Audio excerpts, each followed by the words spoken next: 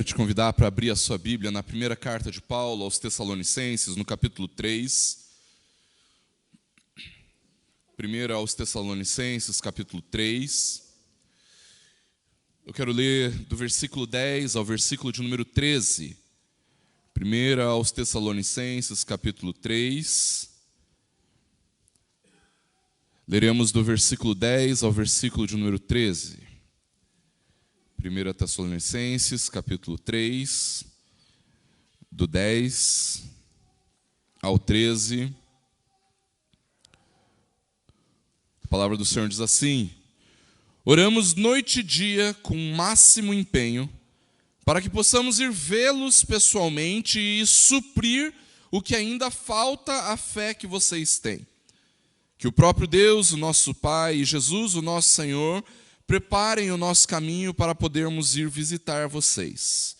E o Senhor faça com que cresça e aumente o amor de uns para com os outros e para com todos, como também o nosso amor por vocês, a fim de que o coração de vocês seja fortalecido em santidade, isento de culpa na presença de nosso Deus e Pai, na vinda de nosso Senhor Jesus, com todos os seus santos. Vamos orar?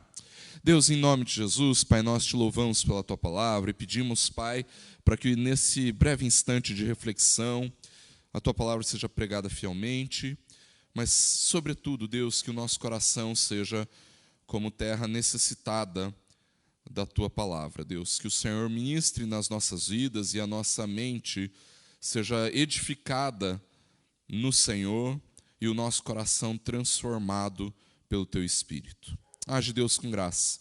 É o que nós te pedimos em nome e para a glória do Senhor Jesus. Amém. Queridos, quando nós lemos a carta de Paulo aos Tessalonicenses, uma das coisas que nós descobrimos é que a fé dos Tessalonicenses era uma fé exemplar. Se você começar a ler, você vai ver como o apóstolo Paulo fala a respeito de uma fé operosa, a respeito de um amor abnegado, a respeito de uma esperança firme.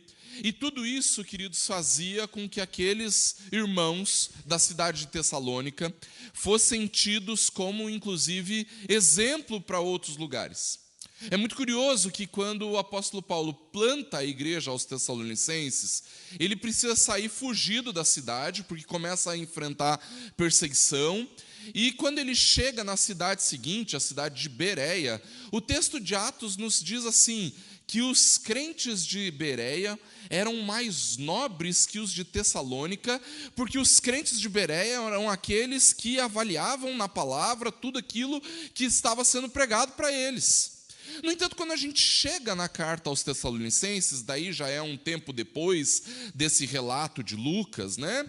A gente descobre que a igreja de Tessalônica se tornou uma igreja muito bem fundamentada na palavra, uma igreja que vivia a fé, uma igreja que vivia o amor, uma igreja que mantinha a sua esperança firme no Senhor, apesar de todas as tribulações e perseguições que enfrentava. No entanto, queridos, quando a gente chega no versículo 10, e mesmo diante de todo esse louvor que o apóstolo Paulo estabelece a Deus a respeito da fé que os tessalonicenses viviam, ele fala que ele precisa suprir a deficiência da fé daqueles irmãos.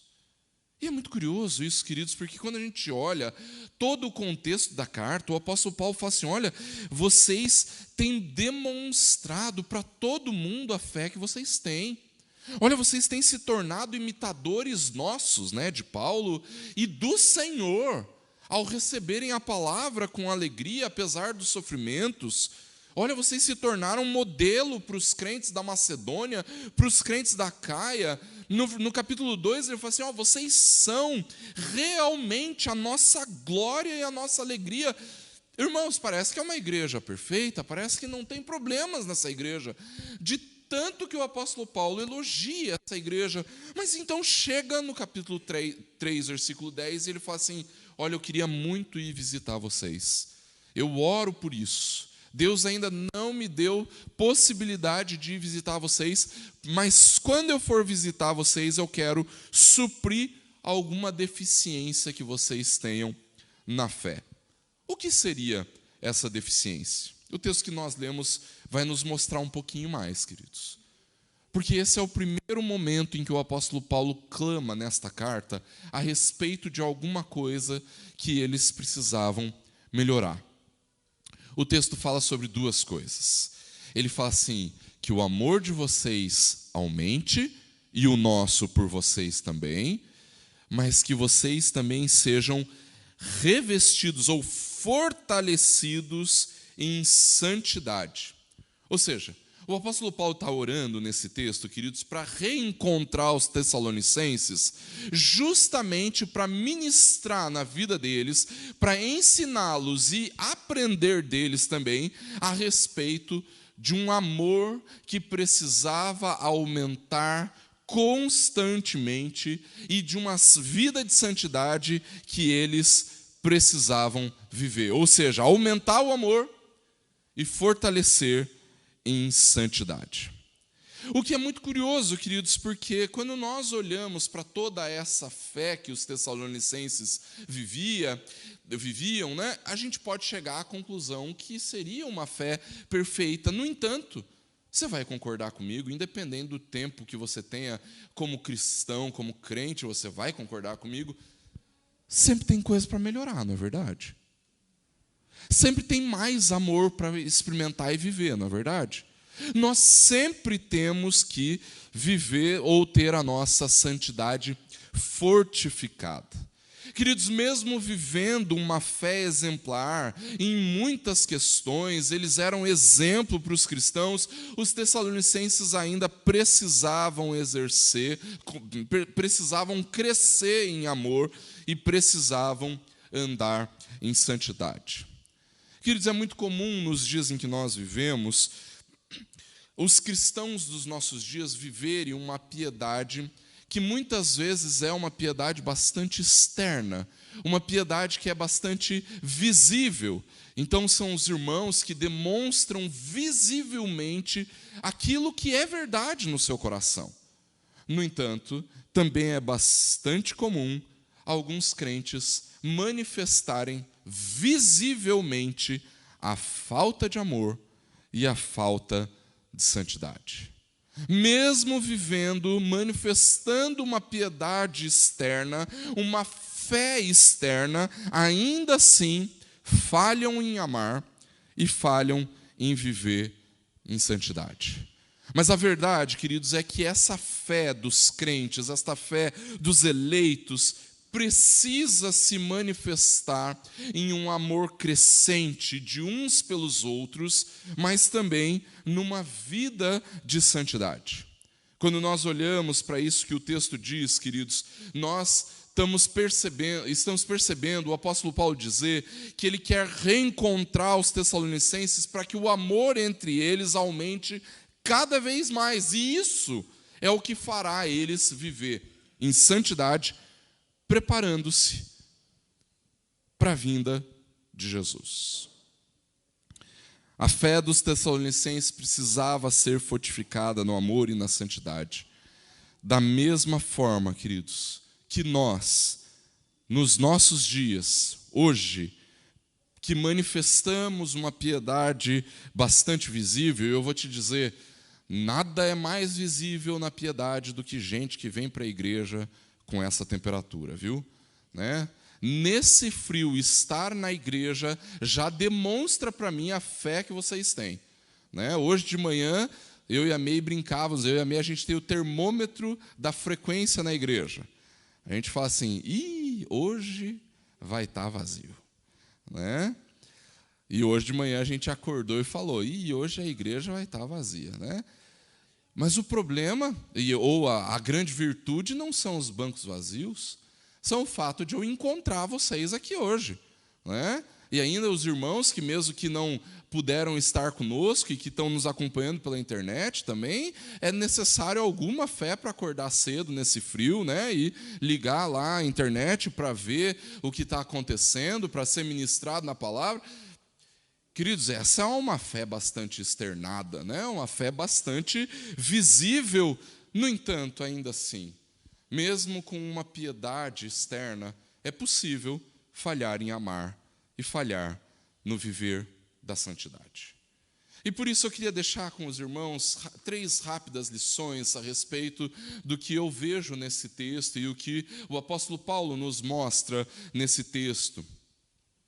A primeira coisa, queridos, é que, apesar de nós crermos no Evangelho, nós sempre, até o fim da nossa vida, ou até o retorno de Cristo, o que acontecer antes, nós sempre precisaremos reparar deficiências da nossa fé.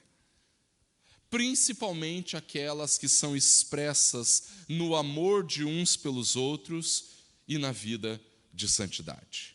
Paulo desejava encontrar os Tessalonicenses novamente para reparar essas deficiências, queridos, e ele clama a Deus, o Pai, e ao Senhor Jesus, para que possibilite essa reunião novamente.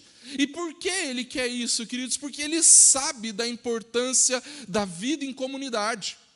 Ele sabe que quando nós estamos reunidos como igreja, queridos, nós somos edificados no amor, nós somos edificados na santidade. Afinal de contas, queridos, é aqui na realidade da igreja, é aqui na realidade das dificuldades do serviço que nós de fato experimentamos a realidade de que nós somos diferentes uns dos outros. E por sermos diferentes uns dos outros, muitas vezes as faíscas acendem. E é no meio dessas faíscas que nós somos testados no amor e na santidade. No entanto, não é só isso. É quando nós nos reunimos em torno da palavra que nós somos exortados ao amor e à santidade. Mas não apenas isso. É no exercício do ministério, na responsabilidade que temos de ministrarmos uns aos outros, que nós, de fato, crescemos no amor uns aos outros e na santidade. Mas tem uma outra coisa que eu preciso olhar para esse texto e aprender. A realidade, queridos, de que o amor e a santidade são realidades próprias daqueles que creem. Paulo clama para que o Senhor os faça crescer em amor, tanto na realidade da igreja, como na realidade da comunidade, da cidade como um todo. Paulo clama para que esse amor pelos Tessalonicenses, o amor dele pelos Tessalonicenses, também venha a crescer cada vez mais.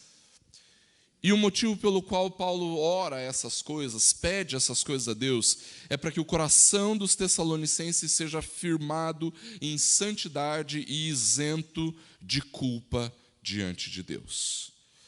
Queridos, apesar da tendência moderna de alguns crentes dos nossos dias em desassociar fé com prática, ou seja, a palavra da prática, né? A doutrina da prática, é inevitável, queridos, que aquilo que nós cremos seja manifesto também na prática. A Bíblia não faz uma desassociação, uma diferenciação entre teoria cristã e prática cristã. Em outras palavras, queridos, aqueles que creem precisam demonstrar a sua fé em amor e na santidade. Não existe outra possibilidade. E em terceiro lugar, queridos, a verdade é que, assim como nós lemos já na primeira carta de João, capítulo 4, versículo 17, o amor e a santidade nos trazem verdadeira confiança para nos apresentarmos diante de Deus na vinda de Jesus. Veja que coisa, queridos. Uma fé verdadeira, alguém poderia olhar isso, ouvir isso e falar assim: pastor, mas nós não somos, ou não podemos nos apresentar diante de Deus com as nossas obras, fé, amor e santidade. Isso, vindo de nós, não tem nenhum valor diante de Deus. As nossas obras não podem nos fazer nos apresentarmos diante de Deus com confiança. Você tem razão, ou pelo menos parte da razão. Porque, na verdade, queridos, o que o texto está nos mostrando é que verdadeiro amor e verdadeira santidade só podem ser produzidas nos corações daqueles que creem. Só a fé verdadeira pode nos fazer crescer em amor e nos fazer viver em santidade. Verdadeiro amor e verdadeira santidade não podem ser produzidas no coração do ímpio, no coração daqueles que não creem. É por isso, queridos, que o amor e a santidade verdadeira nos trazem confiança para nos apresentarmos diante de Deus, sim.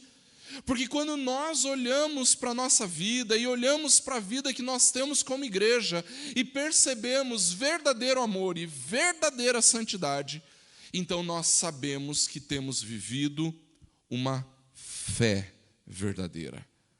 E esta fé verdadeira nos traz grande confiança para nos apresentarmos diante do Senhor. Porque essa fé, nós sabemos, não vem de nós, é dom de Deus. Concluindo, queridos, a nossa fé precisa nos levar a crescer em amor e a viver em santidade.